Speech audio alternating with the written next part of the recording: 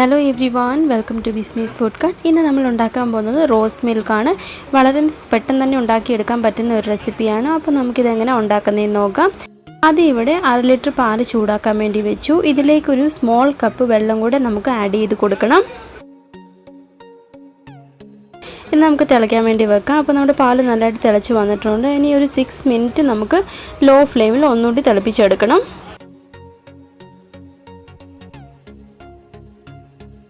അപ്പോൾ നമ്മുടെ പാല് നല്ലതായിട്ട് തിളച്ച് വന്നിട്ടുണ്ടെങ്കിൽ നമുക്ക് ഓഫാക്കി വെക്കാം.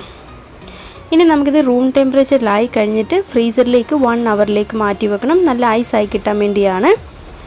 അടുത്തായിട്ട് നമുക്ക് 1/2 ടേബിൾ സ്പൂൺ സബ്ജ സീഡ് വേണം. ഇതിലേക്ക് വെള്ളം ഒഴിച്ച് ഒരു 10 മിനിറ്റ് നമ്മളിത് കുതിർക്കാൻ വേണ്ടി മാറ്റി വെക്കുകയാണ് ചെയ്യുന്നത്.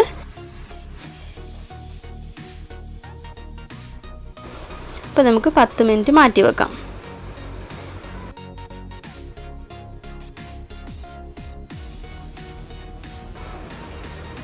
അപ്പം നമ്മുടെ 1 അവർ കഴിഞ്ഞു.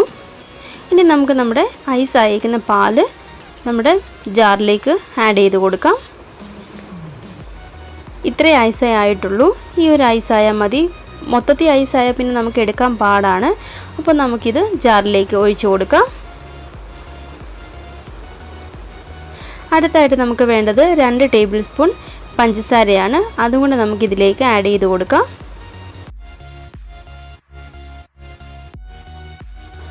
ഇനി നമുക്ക് വേണ്ടത് മെയിൻ ഇൻഗ്രീഡിയൻ്റ് ആണ്, അതായത് റോസ് സിറപ്പാണ് നമുക്ക് വേണ്ടത്. 3 to 4 ടേബിൾ സ്പൂൺ നമുക്ക് ഇതിലേക്ക് ഒഴിച്ചു കൊടുക്കാം.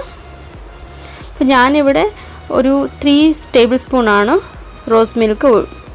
റോസ് സിറപ്പ് ഒഴിച്ചു കൊടുത്തേക്കുന്നത്.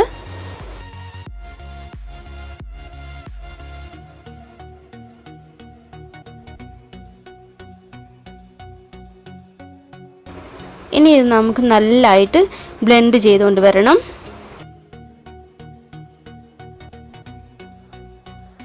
പഞ്ചസാരയൊന്ന് അലിയാൻ വേണ്ടിയാണ് നമ്മൾ മിക്സിയിലിട്ട് ബ്ലെൻഡ് ചെയ്യുന്നത്. അപ്പോൾ ഞാനിവിടെ നല്ലതായിട്ട് ബ്ലെൻഡ് ചെയ്തുകൊണ്ട് വന്നിട്ടുണ്ട്. അങ്ങനെ നമ്മുടെ റോസ് മിൽക്ക് റെഡി ആയി കഴിഞ്ഞു. ഇനി നമുക്കിത് സെർവിങ് ഗ്ലാസ്സിലേക്ക് മാറ്റാം. അതിനുവേണ്ടി ഞാനിവിടെ 2 ഗ്ലാസ് എടുത്തിട്ടുണ്ട്.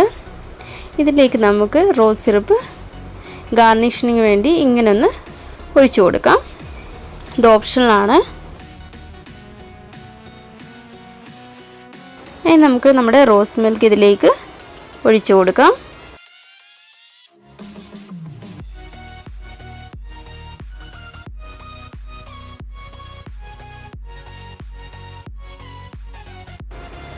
അടുത്ത് നമുക്ക് സോക്ക് ചെയ്ത് വെച്ചേക്കുന്ന സബ്ജ സീഡ് ഓരോ ടേബിൾ സ്പൂൺ വീതം 2 ഗ്ലാസ്സിലും ആഡ് ചെയ്ത് കൊടുക്കണം.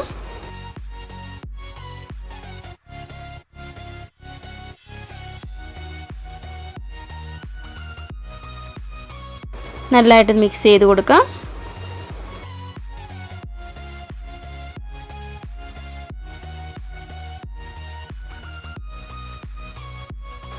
അടുത്തായിട്ട് നമുക്ക് റോസ് സിറപ്പ് ഇങ്ങനെ ഒഴിച്ചു കൊടുക്കാം. ഇത് ഗാർണിഷിങ്ങിന് വേണ്ടിയാണ്. അങ്ങനെ നമ്മുടെ ടേസ്റ്റി ആയിട്ടുള്ള റോസ് മിൽക്ക് റെഡിയായി കഴിഞ്ഞു. ഈ ചൂട് സമയത്തൊക്കെ കുടിക്കാൻ പറ്റിയ ഒരു ഡ്രിങ്കാണ്. അപ്പോൾ ഇതെല്ലാവരും ട്രൈ ചെയ്ത് നോക്കണം. അടുത്ത റെസിപ്പി വരെ ബൈ ബൈ, ടേക്ക് കെയർ.